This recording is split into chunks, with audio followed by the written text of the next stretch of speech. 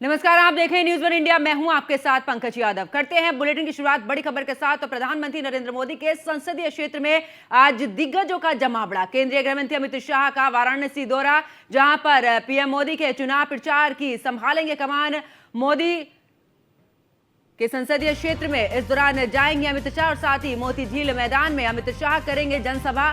5 विधानसभा क्षेत्र के कार्यकर्ताओं से भी संवाद करेंगे। सीएम योगी आदित्यनाथ भी वाराणसी में इस दौरान मौजूद रहेंगे और चुनाव कार्यालय के उद्घाटन में होंगे शामिल। और साथ ही बीजेपी प्रदेश अध्यक्ष भूपेंद्र सिंह चौधरी भी इस दौरान शामिल रहेंगे। क्षेत्रीय कार्यालय में संगठनात्मक बैठक का भी आयोजन होगा। तो बड़ी खबर आपको बता रहे हैं, जहां पर बता दें कि अगर आज की बात की जाए तो प्रधानमंत्री नरेंद्र मोदी के संसदीय क्षेत्र में दिग्गजों का जमावड़ा। केंद्रीय गृह मंत्री अमित शाह का वाराणसी दौरा और इस दौरान अगर बात करें तो पीएम मोदी के चुनाव प्रचार की संभालेंगे कमान। साथ ही मोती झील मैदान में अमित शाह करेंगे जनसभा। 5 विधानसभा क्षेत्र के कार्यकर्ताओं से भी संवाद करेंगे। मुख्यमंत्री योगी आदित्यनाथ भी वाराणसी में मौजूद रहेंगे और चुनाव कार्यालय के उद्घाटन में शामिल होंगे सीएम योगी। इसके अलावा बात करें तो बीजेपी प्रदेश अध्यक्ष भूपेंद्र चौधरी भी इस कार्यक्रम में शामिल होंगे और क्षेत्रीय कार्यालय में संगठनात्मक बैठक का भी आयोजन होगा, जहां पर आपको बता दें कि तमाम मुद्दों को लेकर इसमें चर्चा भी की जाएगी।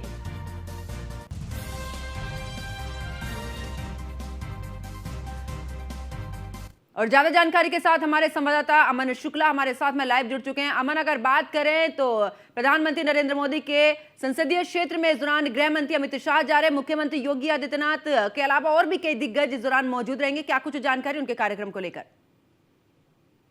जी बिल्कुल, आपको बता दूं कि गृह मंत्री अमित शाह जो है अपने 1 दिवसीय दौरे पे आज वाराणसी आ रहे हैं और कहीं ना कहीं बाउदपुर एयरपोर्ट पे शाम 5 बजे उनका विशेष वायु विमान लैंड होगा और उसके बाद भव्य उनका स्वागत किया जाएगा। शंखनाद और मंत्रोच्चारण और ढोल नगारों के साथ स्वागत किया जाएगा।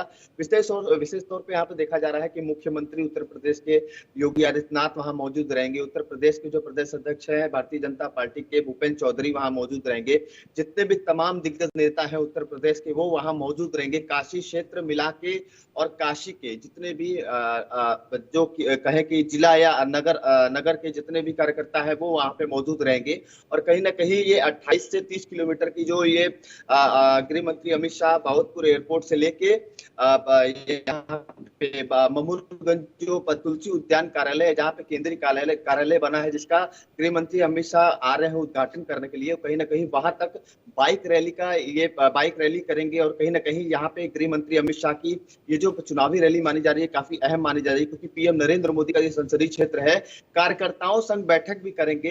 जब पीएम जो गृह मंत्री अमित शाह है वो उद्घाटन करने के बाद, कार्यालय का उद्घाटन करने के बाद मोती झील जो वहां पे जो जनसभा को संबोधित करेंगे, कार्यकर्ताओं को संबोधित करेंगे। उसके बाद सीधे जो काशी क्षेत्र के कार्यालय जाएंगे, वहां पे काशी क्षेत्र के तमाम जितने भी छोटे से बड़े पदाधिकारी हैं वहां पे उनके संग बैठक करेंगे। चुनावी रणनीतियां तय होंगी वहां पे। और कहीं ना कहीं उस मीटिंग में बताया जा रहा है कि मुख्यमंत्री योगी आदित्यनाथ, उत्तर प्रदेश के जो प्रदेश अध्यक्ष है भूपेंद्र चौधरी वहां पे मौजूद होंगे। तमाम जितने भी मंत्रीगण हैं वहां पे मौजूद रहेंगे। काशी क्षेत्र के पदाधिकारी भी वहां पे मौजूद रहेंगे। काफी बड़ी वहां पे कार्यकर्ताओं संग बैठक रखी गई है। उसके बाद सीधे जो उनका प्रोग्राम है वो कहा जा रहा है कि श्री काशी विश्वनाथ धाम भी दर्शन, काल भैरव बाबा भी दर्शन कर सकते हैं और रात्रि विश्राम भी हो सकता है। गृह मंत्री अमित शाह यही करेंगे, क्योंकि ये काफी अहम दौरा माना जा रहा है। ठीक है अमन, मैं वापस लौटती हूँ और हमारे साथ में एसके वाजपेयी भी हमारे सहयोगी जुड़ चुके हैं। एसके, अगर बात करें तो आज की अगर संसदीय क्षेत्र, प्रधानमंत्री का जो संसदीय क्षेत्र है वाराणसी, इस दौरान दिग्गज वहां पर पहुंचे। केंद्रीय गृह मंत्री अमित शाह भी वहां पर पहुंचे, चुनावी जनसभा करेंगे और साथ ही संगठनात्मक बैठक भी करेंगे। यानी कि एक रणनीति के तहत पूरे तरीके से संसदीय क्षेत्र पर जिस तरीके से चुनाव प्रचार होना है उसकी एक रणनीति इस बार।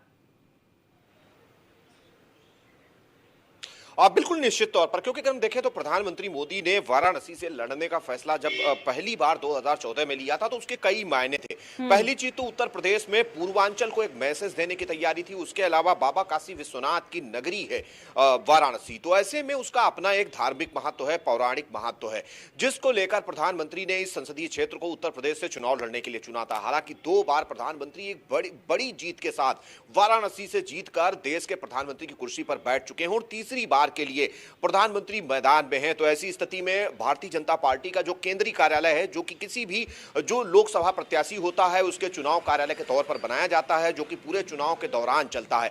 हालांकि भारतीय जनता पार्टी इसको लेकर मोती झील के महमूरगंज में भारतीय जनता पार्टी अपना केंद्रीय चुनाव कार्यालय बना रही, जिसका उद्घाटन आज होने जा रहा है, जिसमें गृह मंत्री अमित शाह, मुख्यमंत्री योगी आदित्यनाथ, बीजेपी के प्रदेश अध्यक्ष भूपेंद्र चौधरी, बीजेपी के संगठन महामंत्री धर्मपाल सिंह मौजूद रहेंगे। उसके अलावा भारतीय जनता पार्टी के जो प्रभारी मंत्री हैं, उसके अलावा जो स्थानीय तौर पर भारतीय जनता पार्टी के जो पदाधिकारी हैं, वो सभी इस कार्यक्रम में आने वाले हैं। तो सीधे तौर पर अगर हम देखें तो भारतीय जनता पार्टी इसके जरिए एक मैसेज देने की कोशिश करेगी। ये मैसेज न केवल वाराणसी लोकसभा क्षेत्र के लिए होगा, हालांकि ये कार्यालय लोकसभा क्षेत्र की तैयारियों के लिए बनाया जा रहा है, लेकिन इसका एक मैसेज पूरे पूर्वांचल में देने की कोशिश भारतीय जनता पार्टी करेगी, क्योंकि प्रधानमंत्री मोदी वाराणसी से मैदान में है। तो सीधे तौर पर कहीं ना कहीं इसको लेकर एक मैसेज भी इसके जरिए भारतीय जनता पार्टी देगी। उसके अलावा अगर हम देखें तो गृह मंत्री अमित शाह भारतीय जनता पार्टी के चाणक्य के तौर पर जाने जाते हैं।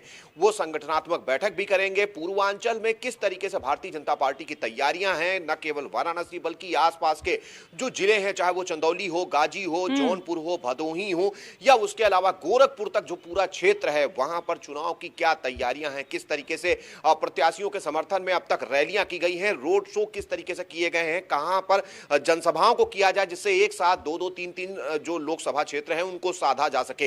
इन बहुत सारी चीजों को लेकर गृह मंत्री ये संगठनात्मक बैठक भी करेंगे। तो निश्चित तौर पर हम देखें तो गृह मंत्री अमित शाह का ये काफी महत्वपूर्ण उत्तर प्रदेश दौरा है। हालांकि इसके पहले भी वो उत्तर प्रदेश आए हैं, लेकिन भारतीय जनता पार्टी के प्रथम चरण के प्रचार के तौर पर आए हैं। लेकिन आप प्रधानमंत्री के संसदीय क्षेत्र और पूरे पूर्वांचल को इस जरिए से साधने की कोशिश गृह मंत्री अमित शाह की इस कार्यक्रम के जरिए होगी। बिल्कुल, वापस लौटती हूँ एसके। और अगर बात करें अमन, क्योंकि वाराणसी में साल 2014 के बाद से तमाम विकास हमने देखा है और यही वजह है कि दूसरी बार भी एक बड़ी संख्या में यहां पर वोटों से जीते थे प्रधानमंत्री नरेंद्र मोदी, और अब तीसरी बार वहीं से चुनाव लड़ने। ऐसे में अगर बात करें तो क्या कुछ जनता का रुख है, क्योंकि ग्राउंड जीरो पर आपने पूरे तरीके से देखा कि आखिरकार वहां पर किस तरीके की रणनीति के साथ में बीजेपी आगे के काम कर रही है। बिल्कुल, देखिए मैं आपको बता दूं कि काशी को जैसे कि प्रधानमंत्री नरेंद्र मोदी 2014 में आए थे, तो यहाँ पे उन्होंने एक बात कही थी कि मैं आया नहीं हूँ, मुझे माँ गंगा ने बुलाया है। और इस बार अब की बार 400 पार। तो कहीं ना कहीं काशी की जनता के भी दिल में, जब हमने ग्राउंड जीरो पे काशी की जनता से अभी कुछ दिन पहले जब बात की थी, तो काशी की जनता भी कहीं ना कहीं कह रही थी कि अब की बार 400 पार। और प्रधानमंत्री नरेंद्र मोदी यहाँ के सबसे लोकप्रिय सांसद माने जाते हैं और कहीं ना कहीं देश के यशस्वी प्रधानमंत्री भी हैं। तो एक काशी के सांसद वो कहलाते हैं। और कहीं ना कहीं जब वो आते हैं, तो जब एक जनसभा में अपनी संबोधित जब करने जाते हैं, तो जो हर हर महादेव का नारा जब प्रधानमंत्री नरेंद्र मोदी लगाते हैं, तो पूरी काशी जो है गूंज उठती है। और कहीं ना कहीं मोदी मोदी के नारों से जब भी प्रधानमंत्री नरेंद्र मोदी बिल्कुल आते हैं, तो बाउदपुर एयरपोर्ट से जरूर बिल्कुल। और ऐसे में ये जो सीट है बहुत ही महत्वपूर्ण हो जाती है बीजेपी के लिए। अमन शुक्ला, बहुत बहुत शुक्रिया हमारे साथ जुड़ने के, तमाम जानकारी साझा करने के लिए। और ऐसे वाजपेयी हमारे साथ बने रहिए, आगे भी आपसे अपडेट लेंगे।